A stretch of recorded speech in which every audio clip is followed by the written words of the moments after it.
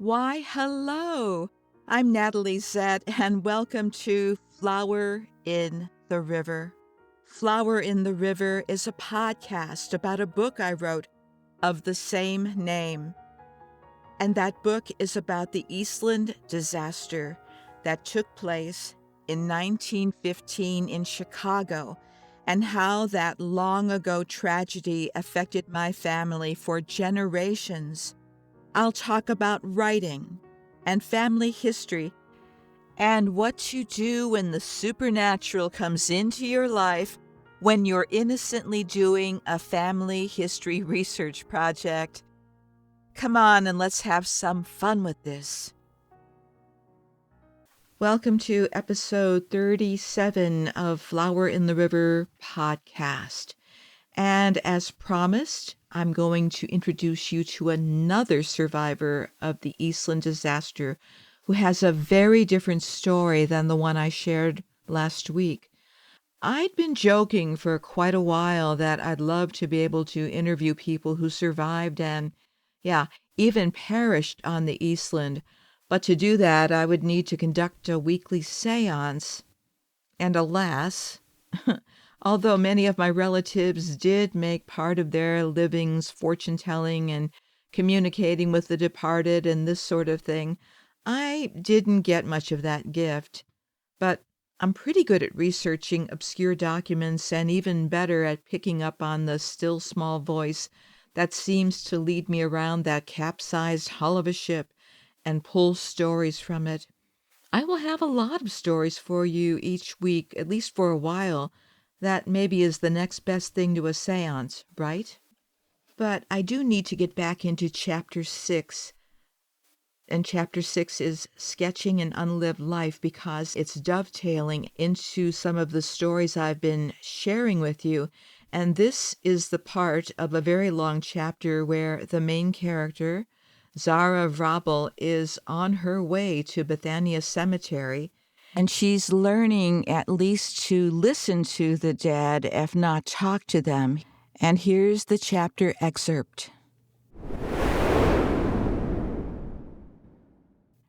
Saturday, Labor Day weekend, September 5th, 1998, 4 a.m. Traveling down Highway 61 in Minnesota, Zara was hedged in by the mighty Mississippi River to the left and slab-like rock formations to the right. She reveled in dawn's creamy orange sun, cloudless skies, and the empty, curving two-lane highway. She visualized meeting Aunt Martha for the first time, stopped and restarted the scene, changing the dialogue each time. What would she say if she could see and talk with Martha? What could she say? Would she be ecstatic or resent Martha's premature departure and dramatic comeback? The 2.5 hours to La Crosse gave time for uncertainty, too. How can I be sure of something that can't be? Magda's stories enchanted me when I was a child, but later I replaced enchantment with doubt. Lots of doubt. Appearing sophisticated and erudite was more important. I don't believe in life after death. Not really. A dead relative? Someone I never met is communicating with me. This is impossible. The only problem is that it's happening. Thinking of her family and her strange relationship with them, she alternated between feeling embarrassed and amused at her long-ago tirades. As a 10-year-old, she named herself the Changeling, declaring that she was the master of her fate.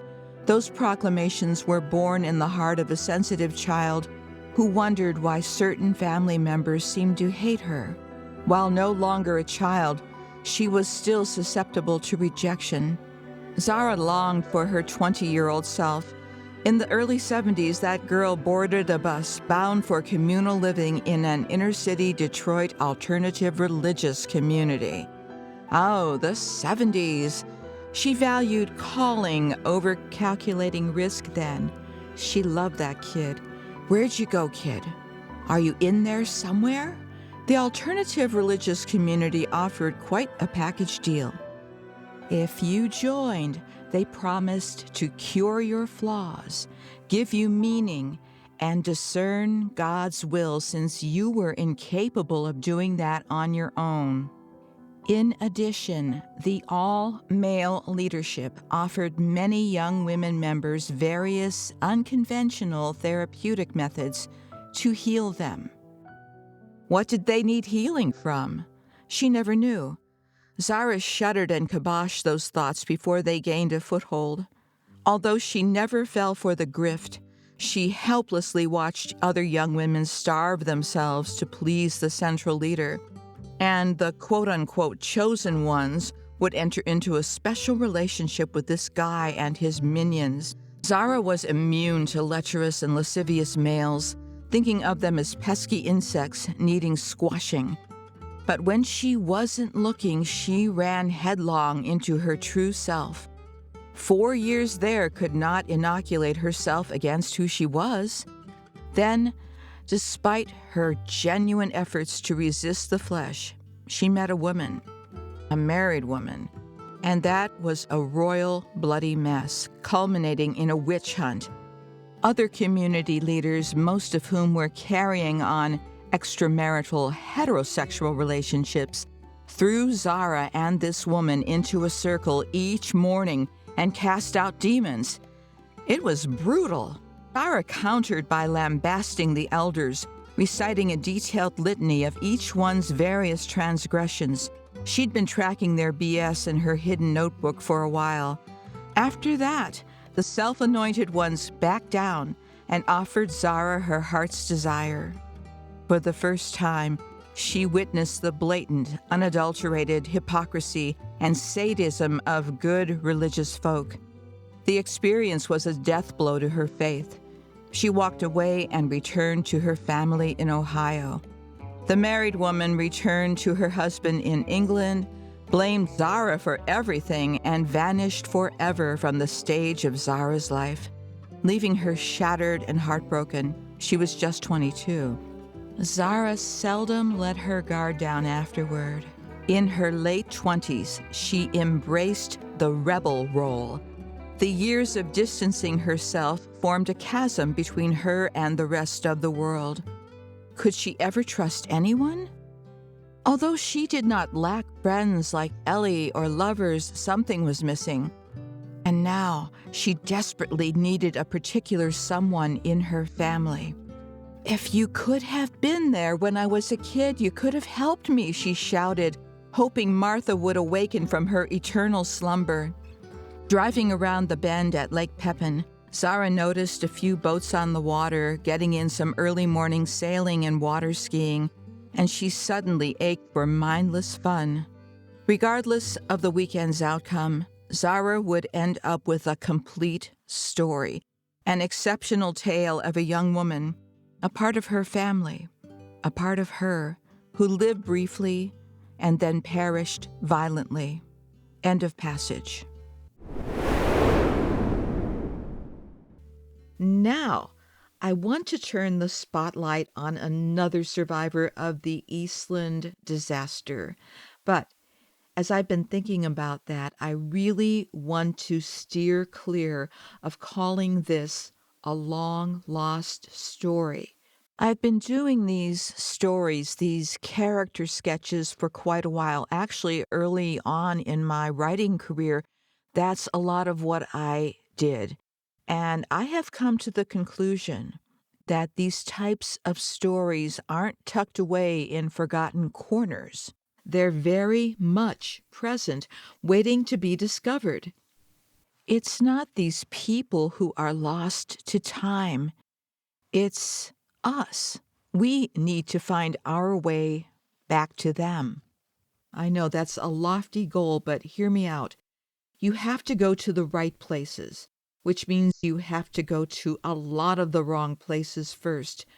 But the stories are always there, patiently waiting for someone to come along and bring them back into the light. And I can share that with you based on my own experience. So much of what is happening now as I get reacquainted or acquainted for the first time with these people who were involved with the Eastland, so much of this is almost a repeat of what happened the very first time I went to Bethania Cemetery in Justice, Illinois, to locate my Aunt Martha and the rest of my family. As I've shared previously, I drove there, I parked right in front of my family's headstones, and I didn't see them. Instead, I got out of the car. I wandered around this huge old cemetery for at least 45 minutes, but it felt like an eternity. And because I had driven so far from Minneapolis, St. Paul to Chicago, it's about 7 hours, I was not ready to give up. And when I walked or was pushed back into the direction of my car, I walked toward it and then just glanced up. And then I saw their headstones. I parked right in front of them, but this was the first time I saw them. It was as if they disappeared and reappeared. Why? I don't know. It's not uncommon to hear about people being unable to see something that's right in front of them, especially when it's tied to strong emotions or significant life events, as was this for me. And I don't know, maybe there was a part of me that wasn't quite ready to see them yet. Or maybe the significance of the moment needed a certain mindset to fully register, but I had to work fast, so I got my mind apparently in gear. And maybe it was protecting me because, I don't know, sometimes it does take time to process the reality of a situation. And when I think about that situation now, it's a poignant reminder that sometimes we see not just with our eyes, but with our hearts. And we see with our hearts when the time is right. So this was 25 years ago, and now I'm more used to being open to this type of thing. And also, my research skills have grown quite a bit in that lapse of time. And what has happened since I put out the intention to discover the undertold stories of these other Eastland folks, they're popping up all over the place. And again, I have to work for the information, but it really is almost magical. And I think that's what keeps me so intrigued, and that's what keeps me going. But it really is not easy. I have to work for it. I have to work for these relationships. And sometimes, a lot of times, I'm finding them in these obscure newspapers that aren't even usually available on sites such as newspapers.com, where I spend a lot of my time, or Newspaper Archive, or even in Google Books. And all of the people that I'm working on now, they're not quote unquote famous, but they have left trails. And sometimes the trails are smudged and obscured, but they're there. Ironically, the two people that I have been researching in the last couple of episodes, the first one was James Gardner from last week and our upcoming mystery guest, who I'll be presenting here. Both of them have somewhat common last names. Now, I don't mean Smith or Jones. Of course, that would be really super challenging. But I mean fairly common last names. And those types of situations add an extra layer of challenge. When you go hunting for their history, you just have to allow for it. And here's what often happens. This has happened so many times, so I do want to mention it. I'll find a person with the same name, exact same name, such as James Gardner. And I'll also find a record for another person who appears to be the James I'm looking for. He's probably around the same age, if not the same age, and born in the same place. He might even be working in the same place. And then I can just rush to assume that it's the same person and I found information about him. But then a little more digging shows that they are two different people with the same names, even though they were living in the same location and often doing the same things. They're not the same person. So this happens a lot. And so I just wanted to make you aware of what the hunt looks like for these folks. What has happened in my years of doing genealogy is that I try to disprove a hint if I can. You heard that right. I try to disprove my hypothesis if I can, because back in the early days, I used to get so excited and I'd put some information in my family records only to find out I was wrong. And I'm still cleaning up the mess from some of that. So at this point, the best way to deal with it is to find something and then try to find corroborating evidence. And that usually serves me well. Without further ado, I want to introduce you to Katherine MacIntyre, Eastland disaster survivor and rescuer. Her name is spelled with a K, Katherine, and MacIntyre, well, she was born with the spelling of MacIntyre, although I have seen this in one or two places with MacIntyre, and that can also lead you down the wrong trail. But I've looked for both, and the majority of the time her name is spelled with the MAC entire. Okay? And to anyone who's been doing genealogy for any amount of time, you know that you have to really get creative when you're looking for someone when it comes to the spellings of their last names, because besides people transcribing things incorrectly, there's also AI and OCR that can also get it wrong, although those two tools are doing fabulous work at this point. But you have to also allow for all kinds of crazy combinations of names, and that can often lead to the success you're looking for. And you just kind of learn to do it by, well, watching how other successful people in the field do it. But also, you learn your own rhythm, and you learn if you're working on your own family branches, you kind of learn how a certain country would deal with spellings, and you understand their conventions. And that's a lot of it as well. So it's not impossible, but I don't ever want to say that it's easy. It just takes a mindset and a willingness to keep learning and always, always learn from the best. Learn from people who are doing this really well, because there are so many. And 2023 marks my 7 years after returning to genealogy. In 2016, I did that ancestry DNA test, and that pushed me back into doing this work. And I have found that after so many courses and so many exchanges with some of these very well-known genealogists in the field, they are probably the most generous people ever. They are just really cool.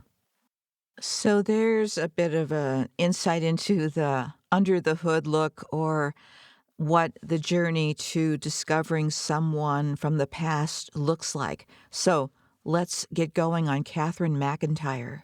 So here is the article about Katherine MacIntyre from the Daily Advocate, which was published in Chicago. The date is Thursday, July 29th, 1915. Again, the Eastland disaster happened on July 24th, 1915. There is a lovely photo of a very young Katherine. It looks like she's dressed in a sailor suit. I'm not sure if that's the case, but the heading is Girl Swimmer Saves Family. Heroine is modest over feet. And then the subheading says, Katherine MacIntyre, Eastland Rescuer. Like little spots of sunlight on the walls of a dungeon, little stories of patience and heroism during the dreary wait for death or for life within a sunken ship stand out in bright relief against the dark background of the Eastland horror. One of the bright touches is given by the story of Miss Katherine MacIntyre, who by her presence of mind and slight knowledge of swimming kept her 6-year-old brother and mother afloat within the overturned Eastland until help came. Miss MacIntyre was at the Western Electric plant yesterday, helping to correct the list of victims and of survivors, and with the work of helping families not so fortunate as her own. "My story is so little and unimportant," she said, "in comparison with what happened. I can't see why it's worth telling." We were sitting on the second deck, the baby and mother and I. We did not think anything happening when the boat began to lurch. We thought it was just swaying to and fro as it started out. The first that we knew of the accident, a railing broke away, and a woman screamed, and we were all in the water. I grabbed my little brother and mother. I can swim a little. We kept afloat until some man gave us a life belt, and then we waited until someone threw a rope and pulled us all out. Miss MacIntyre is secretary to the head of the purchasing department of the Western Electric Company, graduate of the University of Illinois, and a member of the AOP sorority. Her father, A.M. MacIntyre, an Illinois Central locomotive engineer, 9439 St. Lawrence Avenue, was not so modest in expressing his pride to his daughter's cool exploit. End of article. How's that for a proud dad? This article, the same article about Katherine, was reprinted in several newspapers, including the Chicago Examiner, Rockford Republic, the Daily Advocate, the Huntington Press, the Centralia Evening Sentinel, and the Summer Illini, or Illini, I'm not sure. That's the student newspaper of the University of Illinois, Champaign-Urbana. And the AOP sorority that was mentioned has quite a long history as well. Actually, in some publications, it's called a fraternity, even though it was all women. It stands for Alpha Omicron Pi, and the tagline is Inspire Ambition. And what they have on their main website is Alpha Omicron Pi was founded on a promise to serve not only one another, but the greater community as well. This commitment reflects a philosophy of friendship, concern, and usefulness in the world. You're going to see that Katherine took this to heart. Katherine was born in 1889, some sources say 1890, in Lawrence Station, Elgin, Ontario, Canada, to Alex MacIntyre and Mary Milligan. Her ancestors immigrated from Scotland. Some of them were among the early immigrants to Nova Scotia in the 1600s. That's a long time ago. So she has deep Canadian lineage. Katherine had a sister who was born in 1890, and then in 1900, the family immigrated to Chicago, and I'm not sure why. Although her dad seemed to be working as a farmer when they were in Canada, he was working as a carpenter in Chicago. She had a baby brother born in 1909, and Katherine graduated from South High School in Chicago and the University of Illinois in Champaign-Urbana. I'm not sure what she majored in. Maybe I'll find that out later. And then she was working at Western Electric in 1915, and as the article said, by then her dad was working as a locomotive engineer. So, the first thing to note about Katherine is that she's able to keep centered when everything literally is falling apart around her. And the adulation she received did not go to her head. Wait until you hear about the rest of her life. 4 days after the Eastland disaster, she's listed in the Chicago Daily Tribune as donating money to the Mayor's Fund to relieve destitution of Eastland survivors. She seemed to partner with a company or two to donate $25. And if you're not impressed, remember, this is 1915, and that $25 is around $761 today, according to Dr. Google. Then she's back working at Western Electric, it seems like right away. What was she doing? She's helping to correct the list of victims and survivors. And as the article said, she's helped families not as fortunate as hers. Now, she seems to have done a lot of moving around after that, including living in Manhattan briefly, and then she did a lot of back and forth traveling to Hawaii. But Katherine wasn't on a pleasure cruise or getting away from it all. She appeared to be doing service work, like she was working for the Red Cross, and I'm still researching some of these articles because honestly they aren't too clear, so I'll get back to you on that. But by 1940, she was back in Chicago. By then she's 50 years old, and she's living at the Quadrangle Club at the University of Chicago, and she was its manager. The Quad Club was established in 1893, and it played and still apparently plays an important role in the intellectual fabric and life of the University of Chicago. In its early years, it was home to a large number of the faculty, and Katherine was busy managing all of that. But Katherine kept moving, and she relocated to Hammond, Indiana, which is about 23 miles from Chicago. She was working at the Hammond High School and ended up being the manager of several high school cafeterias. She was also super active in the community, working with all kinds of civic organizations, such as the League of Women Voters. And as the Hammond High School yearbook of 1956 said, Katherine was truly a busy woman.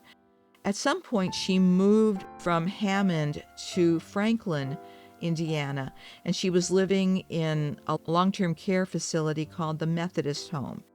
She died on March 23rd, 1967. And that's still not the end, because her obituary revealed another interesting fact about her. She was a member of the Grace Methodist Church, where she was active in the Hawthorne Darby Guild. Now, at first, I thought that this was some kind of organization that had something to do with Western Electric's Hawthorne Works in Cicero, but no. Hawthorne Darby was a woman, a physician, who, like Katherine, was born around 1890 and was working as a medical missionary in the Philippines during World War II. There, she was captured and was executed by the Japanese. I was putting together a little video tribute about Katherine, and I wrote, "You can tell a lot about a person by who they look up to and by who they admire." Katherine MacIntyre now rests near her parents in Cedar Park Cemetery in Chicago. I don't know if she ever married. I don't know if she ever had any children of her own. Who knows if she ever talked about the Eastland disaster as the years passed. But just in case she didn't, I'm talking about her and her story now. With deep respect to Katherine, and to all those in the USA who are celebrating, happy Thanksgiving to you. I'll be back next week. Take care. Hey, that's it for this episode, and thanks for coming along for the ride. Please subscribe or follow so you can keep up with all the episodes. For more information, please go to my website. That's www.flowerintheriver.com. I hope you'll consider buying my book, available now as audiobook, ebook, paperback, and hardcover, because I owe people money. And I'm just kidding about that. But the one thing I'm not kidding about is that this podcast and my book are dedicated to the memory of the 844 who died on the Eastland. Goodbye for now.